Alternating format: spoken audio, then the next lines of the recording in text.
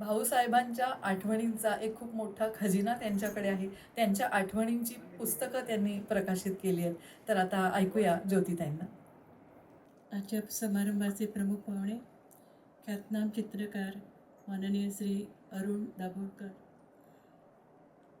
श्री परेश प्रभू कार्यक्रमाचे अध्यक्ष व गोवा कला अकादमीचे अध्यक्ष श्री चंद्रकांत उर्फ बापू कवळेकर, पुरवाल आणि कंपनीचे श्री विश्वास मोकाशी, जय हिंद प्रकाशनचे श्री हेमंत रायकर, जाई काजळचे श्री राजेश गाडगीळ आणि इथे उपस्थित असलेल्या सर्व मान्यवरांना माझा मनपूर्वक नमस्कार.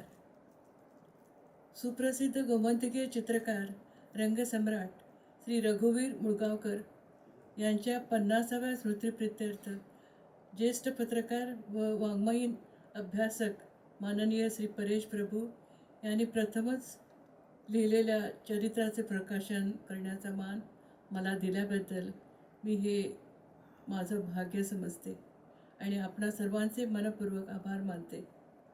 रंगसम्राट या चरित्रात प्रथमच श्री मुळगावकरांचं संपूर्ण जीवनकार्य शब्दांकित करण्यात आलं असून त्यांची गाजलेली 50हून अधिक रंगीत चित्र त्यात समाविष्ट करण्यात आली आहे.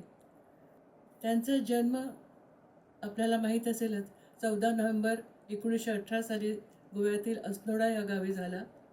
आचार्य अत्रेंनी त्यांना रंगसम्राट आणि जगद्गुरू शंकराचार्यांनी चित्र सार्वभौम असं नाव देऊन त्यांना सन्मानित केलं. 30 वर्षाच्या कालावधीत त्यांनी हिंदू पौराणिक, ऐतिहासिक आणि सामाजिक विषयावर 7000 चित्रे रेखाटली. श्री गणेश, श्रीराम, कृष्ण, शिव यासारख्या दैवतांची मोहक आणि लोभस अशी चित्र त्यांनी रेखाटली होती. जाई काजळ ही जाहिरात असलेलं त्यांचं चित्र बरंच लोकप्रिय झालं होतं. स्वकल्पनेनं रेखाटलेल्या त्यांच्या चित्रांना वास्तवता होती. मॉडेल किंवा छायाचित्रांचा त्यांनी कधी उपयोग नाही केला. रत्नदीप या दिवाळी अंकाचं मुखपृष्ठ त्यांच्या चित्रानं सजलं जायचं. लहानपणी हे दिवाळी अंक पाहिल्याचं मला अजून आठवतं. आजही त्यांची चित्र कित्येकांच्या घरात आणि मंदिरात भिंतीवर दिमाखाने सजलेली दिसतात.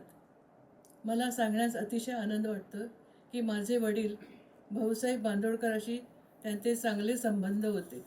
ते त्यांच्या संपर्कात असायचे आणि त्यांच्याकडून भाऊनी बरीच चित्रे घेऊन आपल्या आल्तिनोच्या घरात संग्रही ठेवली. वयाच्या अवघ्या 98व्या वर्षी 30 मार्च 1976 या दिवशी त्यांचं अकाली निधन झालं. आज त्यांच्या स्मृतिदिनी त्यांना विनम्र अभिवादन करते. या महान चित्रकाराच्या जीवनावर आधारित त्यांचं चरित्रलेखन शब्दांकित केलेल्या पुस्तकाचं अनावरण करण्याची संधी मला दिल्याबद्दल पुन्हा एकदा श्री परेश प्रभू व इतर सर्वांचे शतशः आभार मानते आणि इथं थांबते. धन्यवाद.